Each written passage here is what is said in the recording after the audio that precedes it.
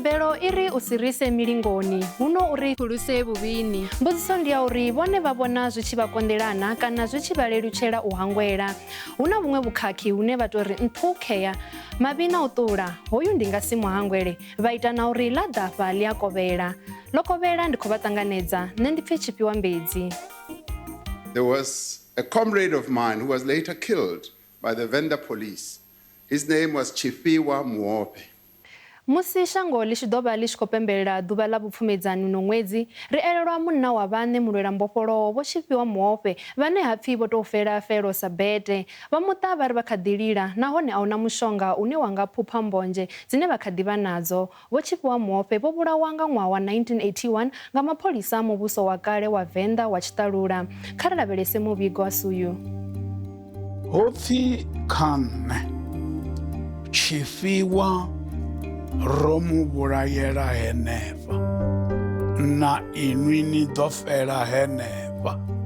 Tshifhiwa vho to u mu vhulaya. Tshifhiwa o lovha o vhulaelwa zwithu zwe a si zwi ite. Muvhuso wo ri betray nga maanḓa zwi tshi ḓa kha lufu lwa khaladzi yashu. There's been moments where I was like, Dad, why didn't you just step away from this activism thing, you know? Or if you were gonna do the activism thing, why didn't you skip the country like other people right before everything went south?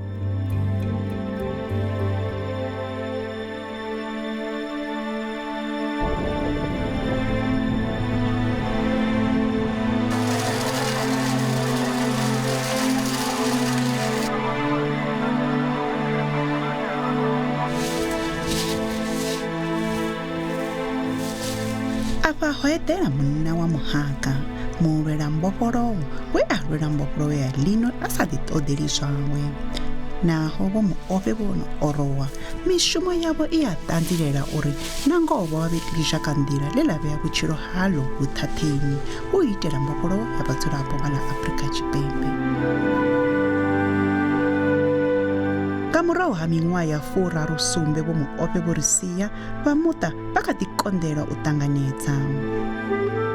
Tshifhiwa Muofhe mudzimu wanga ri nga muhangwi ri ḓo dzula ri tshi mu elelwa ri tshi mu takusela nṱha u fana na vho Mandela vhane vha khou takusela nṱha ngauri ndi Mandela washu. Vho Muofhe vho bebelwa kha ḽa Musina vunḓuni ḽa Limpopo nga ṅwaha wa Gidi-datahe-fumalo-nthihi a vho ngo vha mulwela-mbofholowo we a vhea vhutshilo hawe khomboni fhedzi.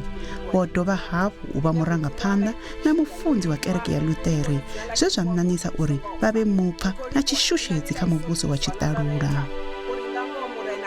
The way ava active ngaho, sometimes he even a shavhi na tshifhinga tshine ravha ri naye ri tshine tshifhinga tshine ava o dayani it become a Christmas ngori ḓo zori ḓo vha naye ka tshifhinga tshiṱukuṱuku from there ndi muthu wa lushaka ngori a tshi fhedza a tshi khou contribute nga mafhungo o vha mufunzi kha kereke ya Luṱere and then nahone hanefho kha Luṱere habe u vha u khou ḓivha zwori arali muthu wa Luṱere hu na zwithu zwinzhi zwine wa ṱangana nazwo and na zwori arali wo tshidziwa wa kona zwori kha mudzimu ni funa ni vhe ni equal ahuna mutshena ahuna muthu mutsu. Kha lushaka o vha na ndeme nga maanḓesesa ndi uri vhutshilo hawe riṋe ro ri sa zwiḓivhi nga tshifhinga tsha hone vha khou ḓi tou sumbedza uri ṱhamusi anga tshili tshifhinga tshilapfu ngauri u tonga muthu we a ḓo khavara zwithu zwa muthu wa tshila ṱhamusi vho 70 years nga tshenetsho tshifhinga tshiṱukuṱuku tshe mudzimu wa muṋea tshone. U ḓi tou fana na vhaṅwe vhalwela-mbofholowo vho Muofhe vho tshila vha tshi dzumamisa vhutshilo havho masiari na vhusiku. Hu na tshiṅwe tshifhinga tshavha o vhuya hayani ri kha ḓi dzula Misina vhukati ha vhusiku ri sokou pfapapapapapa ri tshi ri kanikani ri wana ndi mapholisa a makhuwa a ḓa a dzhena vha ri vha khou ṱoḓa dzibugu vha khou ṱoḓa mini ndi uri nda wana nnḓu yo ṱanganana hanefho vha tshi khou mu rwekanya ndi uri miyanga vha dzula vha lila. Nnḓu iyi ndi yone ye Vho Tshifhiwa Muofhe vha fhedzisela u vhonala vhe khayo zwi tshi tevhela u thuthubiswa ha tshiṱitshi tsha mapholisa tsha Sibasa nga ṅwedzi wa Tshimedzi nga ṅwaha wa Gidi-datahe-fumalo-nthihi. Mapholisa vho mbo ḓi ri a thi tamwi muḓini wa Vho Muofhe. vho Muofhe vho fariwa na vho Tshenwani Farisani khathihi na vho Ndanganini Phaswana nga ḽa 10 ḽa Lara nga ṅwaha wonoyo muthihi. Vha tshi khou ṱumanywa na zwiito zwa u thuthupiswa ha tshiṱitshi itshi tsha mapholisa khathihi na mabulayo a mapholisa vhe vha vhe nga ngomu tshiṱitshini itsho musi tshiwo itshi tshi bvelela. Nga murahu ha maḓuvha mavhili musi vho fariwa, vho Muofhe vho ḓo ri sia vha dzhele ya maṱatshe. Tshipori a tshi vhuya hangeini Natala a wana uri ho no bomiwa, o tori a tshi vhuya a ṱanganedziwa nga mufumakadzi a tshi to dzhena wana Mia Mulanga. Mulanga was 4 months old. A wana Mia Mulanga vho tshuwa ngori ho vha kha ḓi to bva u ṱuwa goloi dza 6 vha tshi khou ri vho ḓo mu dzhia ni vho fara na zwigidi mapholisa. Zwino holani Mia Mulanga tshi vha vhudza zwo ri hawo 1 2 3 dzigoloi dziḽa dzi khou vhuya dza vha dzi khou vhuya futhi dzi tshi vha vha khou ri vha khou nyagana na nnyi, vha khou nyaga Tshifhiwa. Zwe vha ita vho thi vho muhwala vha ṱuwa naye vha ya maṱatshe vha swika vha murwa the way supposed to ri vha rwa party yoṱhe ya dzitswiwa vha ya vha tshi khou ni zhaka and then u humbula zwori ni tshi humbula zwori arali ni khou tou rwiwa u vhuya na swika muya wanu u tshi ṱuwa bodini ya ni khou tou rwiwa na vha na ṱuwa, it's so painful. Harada ari muthu o tou ni dia nga tshigidi, but those CID people they were trained uri vha pfise muthu vhuṱungu before a tshi ṱuwa. Zwe zwa ita uri riṋe ri ḓe ri ḓivhe zwori Tshikwa o lovhela dzhele ndi nga mulandu uri Tshikwa thi ndo amba nda ri o vhe muthu wa vhathu. Ho vhona maṅwe madokotela hafhaḽa Ntshilidzini vhe vha vha tshi tou vha dzi family friend. Zwino ho vhona muṅwe munna wa Mukhuwa we a vha o mu ḓowela wa doctor we vha mu vhidza vha vhathu vha Venda vha ri kha ḓe a ite mini a ḓe a ite postmortem. A tshi swika hangeini a tshi ita postmortem a tshi tibula u wana uri muthu ane vha khou vhidzela ene ndi muthu ane it's like they were together like ṱhaṅwe zwezwo a tshi ḓo ṱuwa a tshi before a tshi hangei Natal. Fhungo ḽa u thuthupiswa ha tshiṱitshi tsha mapholisa ḽi kha ḓi fara vhathu ṱhana ṋamusi. Na ndi nnyi we a vha e murahu ha u thuthupiswa ha tshiṱitshi itshi tsha mapholisa tsha Sibasa? Na zwone heḽia ḓuvha zwa zwi tshi khou vhavha nga maanḓa houḽani munna ngori o vha khou tou zwi amba uri ra itisani ri tshi ene hoyo munna o ṅwala na bugu uri o tou zwi itisani na ḽeḽia ḓuvha musi a tshi khou zwi amba a khou ṱalutshedza ro itisani ra dzhia zwigidi ra ndo vha khou tou amba history yoṱhe uri vho mu vhulaisa vho bomisa hani police station heiḽani hangeni ngoho zwa zwi tshi khou vhavha nga maanḓa o tou amba ngoho zwo vhavha nga maanḓa ende ndi shumela murahu futhi na nga ḽeḽo ḓuvha ḽa court after 2 years miyangai vho lila ro ri tshi vhuya court vha dzula getheni hafhaḽani muḓini wa Tshifhiwa vha lila vho dzula getheni vha tshi khou balelwa u dzhena vha khou vhona the scene yo iteaho hafhaḽani maṱatshe nga ṅwana wavho. Ro sala ro vhaisala mara ra pfha ri tshi khou tou takalela uri at least ngoho yo bvela khagala havha vhathu vha zwi ḓivhe zwo ri Tshifhiwa vho muvhulaye vho tou shula malofha a si na mulandu. Ri na khaladzi o vha tshi khou nyaga uri u ḓo amba na vho Joe Raulinga uri a ri vhuyelele kha iḽa commission hone ri tou pfha zwavhuḓi vhuḓudza uri ho itea mini ngori abe na zwino a ri ḓivhi ndi amba uri ndi mavheve hu tou vha na ngoho yo ḓalaho zwa uri okay ho itea hezwi zwimini zwo lidaho uri vhathu vha tou ya straight vha ye vha vhulaya Tshifhiwa. Ṅwana wa Vho Muofhe muthihi fhedzi Mulanga Muofhe we a vha a tshi kha ḓi tou vha lushie lwa miṅwedzi mina musi khotsi awe vha tshi lovha uri u ḓi rwa khana na u ḓihudza nga mishumo mivhuya ya khotsi yawe. Naho lutamo lwawe lwa uri ngavhe muṋe wawe vho vha tshi kha ḓi tshila Mulanga uri muvhuso wa tshiṱalula wo mu ṱangula lufuno lwa mubebi. He really lived his purpose. I would like to believe that. He was born and he did exactly what he was supposed to do on earth within 27 years. The fact that he impacted so many people, and we're talking about Tshifhiwa Muofhe 39 years after Tshifhiwa Muofhe died. To me, that's powerful. You know, he obviously left some kind of mark. He impacted a lot of people. So as much as he was my father, he had his own purpose. And for me, I'm like, as his child, I'm like, okay, it takes a lot for you to feel that you have a calling in your life and actually walk into your calling. And I try to understand Uri, for him, he knew he had a wife and he knew he had a child, but yet he couldn't shake the love that he had for people. He couldn't shake this responsibility that he felt he needed to play this role for us all in South Africa to be able to enjoy these fruits that we can now enjoy. Like, kids are very obsessed about, my mommy did this, my daddy did this, my mommy took me there. And my narrative was always just my mommy, my mommy, my mommy. And I would go home and say, but what happened to my dad? Because remember, I was 4 months old. So there was some kind, she had to keep on having this conversation with me, obviously in a way that a child can understand, right? But it's as if I don't remember it all because I was too young, but I think she had to keep explaining to me why your father is not here. And then the older I got, and then, I could understand, how many other people have both their parents. They're growing up with both their parents are coming to this thing and that thing that they're doing, but for me, it's just really my mom. And I won't even lie, there's been moments where I was like, Dad, why didn't you just step away from this activism thing, Or if you were gonna do the activism thing, why didn't you skip the country like other people right before everything went south, Like, we could have been all in America. Why didn't we all go to the US or wherever we were going to go before there was a bombing and before you were arrested?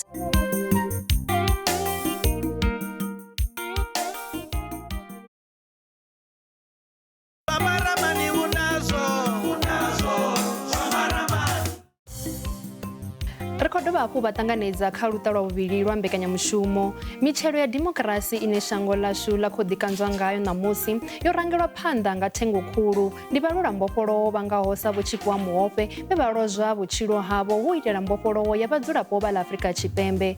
Muvhigo u ya bvela phanḓa. Mme a mulanga vhane vha vha mufumakadzi wa Vho Muofhe, Vho Muofhe, vho lusa nga nḓila dzoṱhe uri ṅwana wavho a aluwe o tsireledzea. She really did try to protect me from that until I was old enough to really, really understand and to be able to process what actually happened to him that ended his life. Because like you've heard from my makazis, it's a deep story and it's very painful.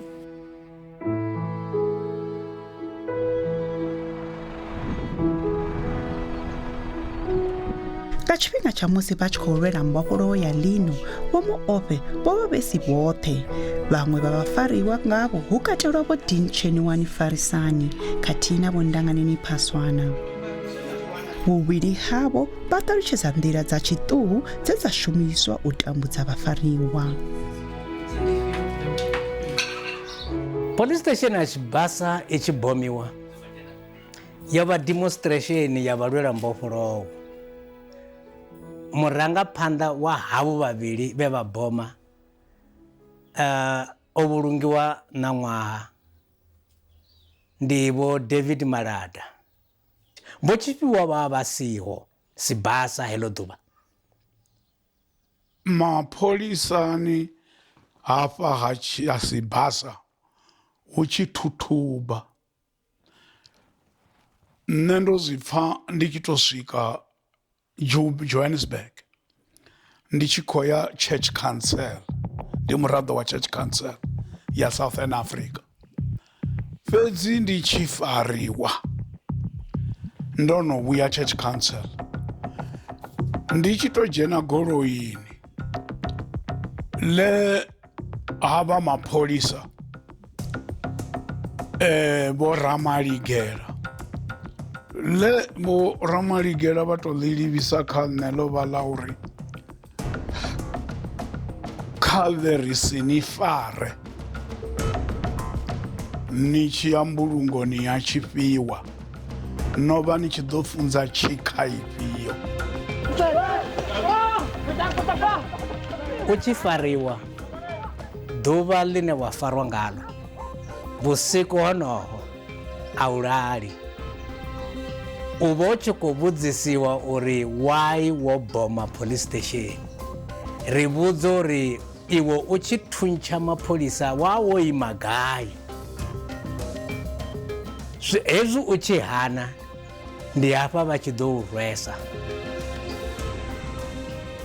Ho pfhi kha nṋe Tshifhiwa ro mu vhulayela henefha na inwi ni ḓo fela henefha. Tshifhiwa vho to u mu vhulaya. Ro vha ri tshi zwi ḓivha zwa uri u ima phanḓa wa kaidza muvhuso wa apartheid uri wa khakhea wo ḓidzhenisa thambo mukuloni. Tshifhiwa o lovha o vhulaelwa zwithu zwe a si zwi ite, mara nda dovha nda ri arali Tshifhiwa o vha a songo lovha riṋe ro vha ri tshi ḓo vha ro lovha.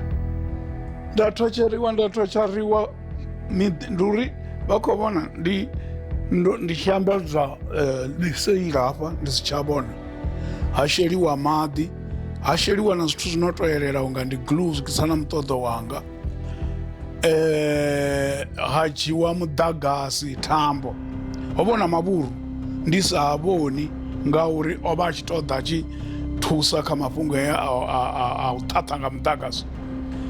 Ndi ḓo vhewa kha nḓevhe, vha khou zwi vhona ndi na maḓi na zwithu zwo sheliwaho, vha ḓo pfha ṱhoho na muvhili woṱhe uyu u khou dzinginyea. Dzi tshi bva ngenoni nḓevheni khedzi dzi khou tsa dzi ḓa zwanḓani, dza bva zwanḓani dza ya zwikunwaneni, dza bva zwikunwaneni dza ḓa nga ngeno pfumbaḓa vhudzimuni. Ri ḓo ni laṱisa, ri ḓo ni ṱhaṱha na musi ni tshi bva hafha dzhele ni tsha ḓo vha na ṅwana.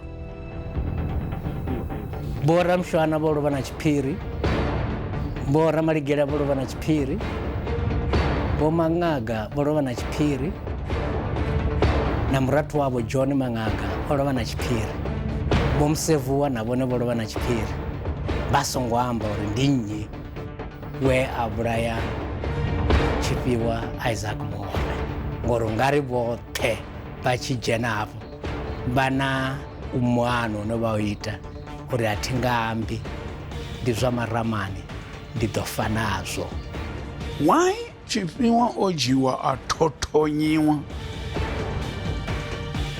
Ḽavhuṱanu mugivhela ono lovha. Iyi mithothonyo i bva, o vha khou lwela mbofholowo, mara ḽiṅwe ḓuvha ngoho i ḓo bvela khagala uri vho mu thothonyela mini.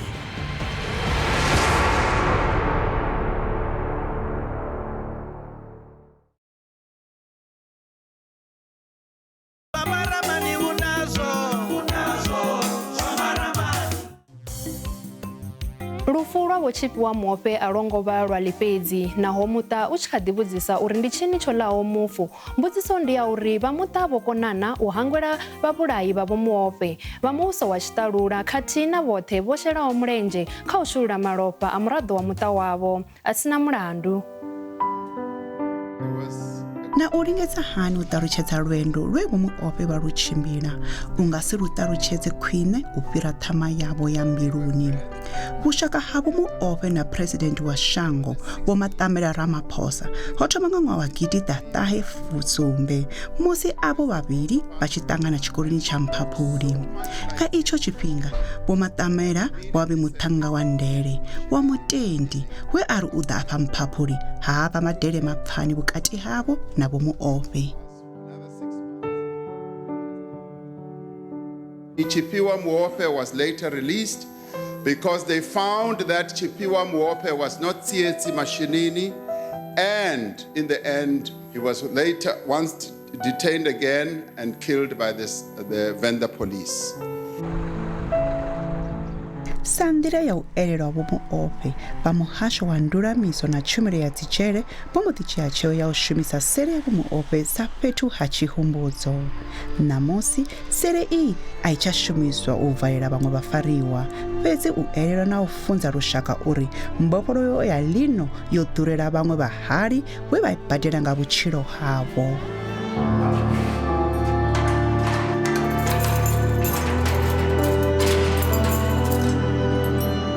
Huna vhathu vhanzhi vhane vha tama u dalela maṱatsha sa vhana vha zwikolo, Tshifhiwa Muofhe Foundations musi vha tshi khou marama ḓuvha la Vho Muofhe vha ḓa hafha uri vha ḓe vha vhone muthu wavho a wela hone. Ndi ngazwo ro vhona sa muhasho uri ndi khwine SLA i mbo ḓi valwa lwa tshoṱhe uri i si shumisiwe uri anytime musi muthu a tshi ḓo nyaga u vhona hafho hu songo ḓa bviswa muthu we a vha o valelwa madekwe vha wane yo dzula nga nḓila ine iḽa he ya musi u tshi vuliwa hafha ya vha i ngayo.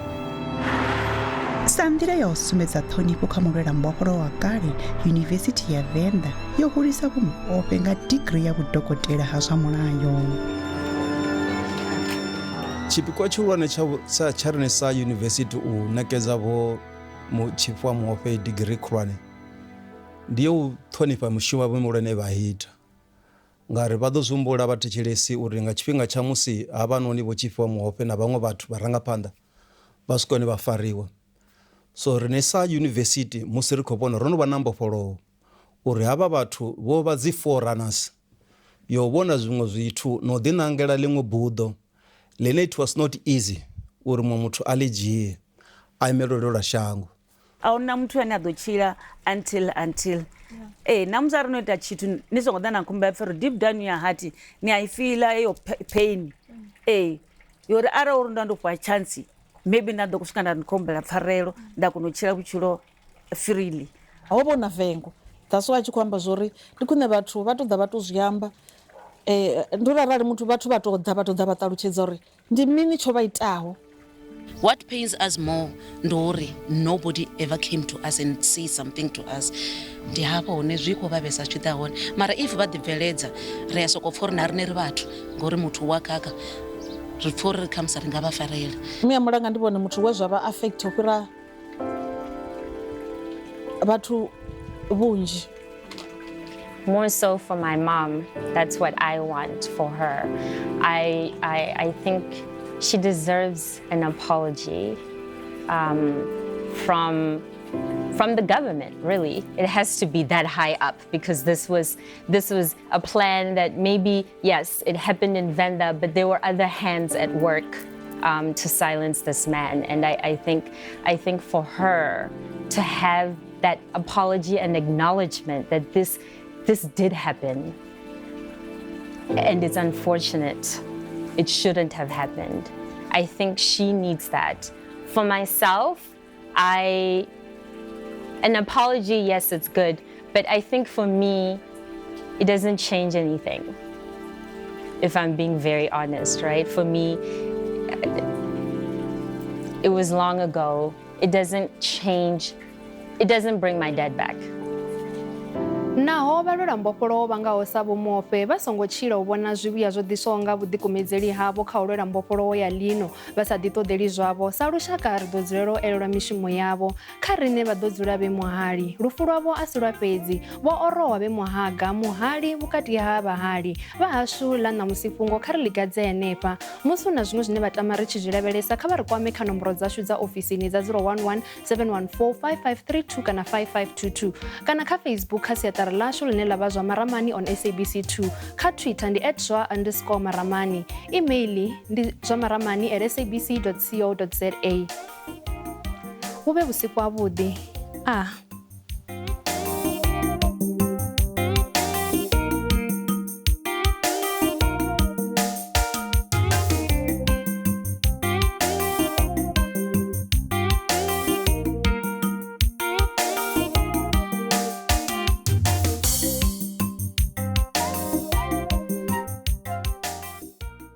U itela uri vhone vha ḓi dzula vho fhaṱuwa kha zwine zwa khou bvelela kule na tsini vha dzule vho thetshelesa mbekanyamushumo dza Phalaphala FM kha rediyo ri nanwi misi yoṱhe.